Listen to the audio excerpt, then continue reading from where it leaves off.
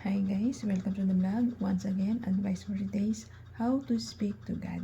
So, kung paano tayo manalangin, manalig, manampalataya ng taimtim, manalig, pumunta tayo sa isang lugar na mapayapa, walang iistorbo, walang didisturb sa atin. Kausapin natin siya ng mapayapa na sa puso't isipan natin ng taimtim. Kailangan punta tayo sa isang lugar na alam natin na walang mag-i-istorbo, magdi-distract sa atin pag tayo kakausapin natin yung ating Diyos Amang nasa langit. Kasi kapag kinakausap natin ng payapa ang ating Diyos Ama at nahingi tayo ng tulong, healer, provide sa atin at kapayapaan, puso't isipan, tsak na tsak, malilinis na tayo. Kapag kinakausap po natin ng tama yung ating Diyos Ama, na taos puso sa ating kalooban at sa ating isip, ng buong lakas natin, tsak na tsak, tutulungan niya tayo.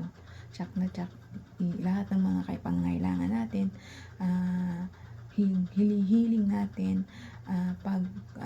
kapayapaan ng puso't isipan natin, tsak na tsak, lahat yan ay mawawala basta kakausapin natin siya na mapayapa. Kailangan wala tayong ibang iniisip kundi ang pagdadasal ng mapayapat at sa puso't isipan natin para nakakausap natin siya ng mapayapa.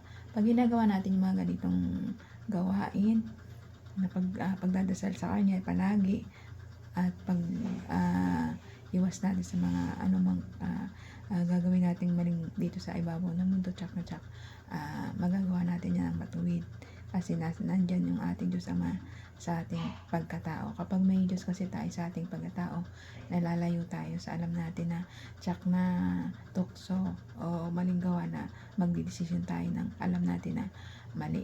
Pero kapag meron tayong Diyos na kinakausap natin ng sa puso sa isipan, tsak matutulungan niya tayo na pagpalayo. Alam natin na ang mga demonyo na pumapaligid sa atin na nandyan lang, tinutokso tayo spiritually, nandyan yung hahinan tayo ng tukso ng bugso ng laman sa sex ba, tapos sa trabaho, dyan yung lagi mainit ulo natin, nagawa tayo ng mga maling decision, lalo na sa love life. Nakita ka lang na maganda, akala mo yun na forever mo, nagdidesisyon, iwanan mo na yung unang mo minamahal o karelasyon, o di ba naro-wrong turn ka. So kung meron kang Diyos Ama dyan sa puso't isipan mo, na natutuwid tayo, na nilinis yung isip at puso natin. Lahat kasi ng mga plano natin, iisip natin sa buhay, lagi natin ikonsulta sa ating Amang nasa langit, sa ating Amang buhay na nasa langit, para mapoproteksyon na niya tayo at magagabayan niya tayo sa mga pinaplano natin sa buhay.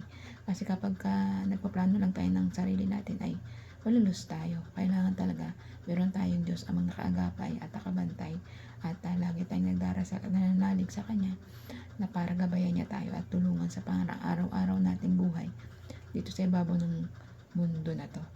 Kaya ikaw, magbago manampalataya na magsisina sa lahat ng mga nagawa mong kasalanan. Magdasal ka parati sa ating Diyos Amang nasa langit na buhay. At hanggang dito nila aking advice. Ingat po tayong lahat and God bless.